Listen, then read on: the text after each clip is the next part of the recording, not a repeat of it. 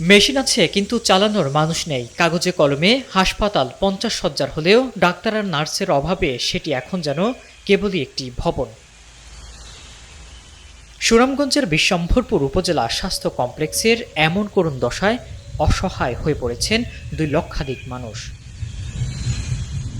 উপজেলার 5টি ইউনিয়নের মানুষের শেষ ভরসা এই হাসপাতালটি। 2023 সালে এটিকে 50 শয্যায় উন্নতি করা হলেও আজ পর্যন্ত মেলেনি প্রয়োজনীয় জনবল। মঞ্জুরিতে 112টি পদের মধ্যে চিকিৎসক ও নার্স সহ গুরুত্বপূর্ণ 50টিরও বেশি পদ এখন পর্যন্ত শূন্য।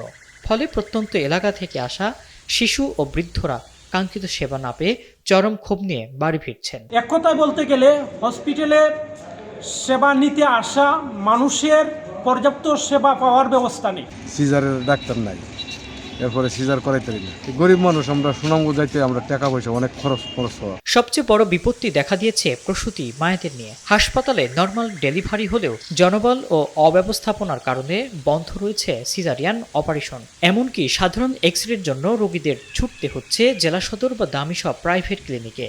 গরিব রোগীদের জন্য উন্নত চিকিৎসা এখন যেন এক দুঃস্বপ্নের নাম। জনবল সংকটের বিষয়টি একাধিকবার ঊর্ধ্বতন কর্তৃপক্ষকে বিভিন্ন সময়ে আমরা চিঠির মাধ্যমে আমরা স্থানীয় প্রশাসন থেকে সর্বোচ্চ মহল পর্যন্ত আমরা বারবার অবহিত করেছি এই বিষয়টি। তো যে জনবল সংকট রয়েছে, তারপরেও আমরা সকল ডাক্তার, নার্স, সকল স্টাফ মিলে আমরা সর্বোচ্চ চেষ্টা চালাচ্ছি যে যেন এই এলাকার মানুষকে কাঙ্ক্ষিত সেবা দেওয়া যায়। সরকারের যদি এই বিষয়ে আরেকটু সুদৃষ্টি হয়, যদি জনবল সংকট নিরসন হয়, তাহলে এই পিছিয়ে পড়া এই জনগোষ্ঠী হাওড় বেষ্টিত এলাকার আমরা মানুষকে আরেকটু ভালো সেবা দিতে পারবো। যারা বর্তমানে কর্মরত আছেন তাদের অবস্থাও নাজুক।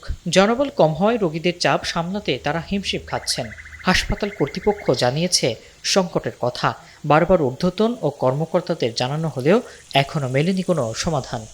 উপজেলা পরিবার পরিকল্পনা কর্মকর্তা ডাক্তার সুমন চন্দ্র বর্মনও পরিস্থিতির ভয়াবহতা স্বীকার করেছেন। শ্রীরামপুর সদর হাসপাতাল সিজারের অভাবে অনেক মায়ের গর্ভবতী খুব কষ্টতে থাকে। এখন সুনামগঞ্জ যাওয়ার জন্য গাড়িও থাকে না রাস্তাঘাটে। চিকিৎসা সেবা বা সঠিক ঔষধ যদি আমরা পাইতাম তাহলে আমরা সকলে উপকৃত হইতাম। এলাকাবাসী ও সচেতন মহলের দাবি, দ্রুত যেন শূন্য পদগুলোতে নিয়োগ দিয়ে স্বাস্থ্যসেবা নিশ্চিত করা হয়।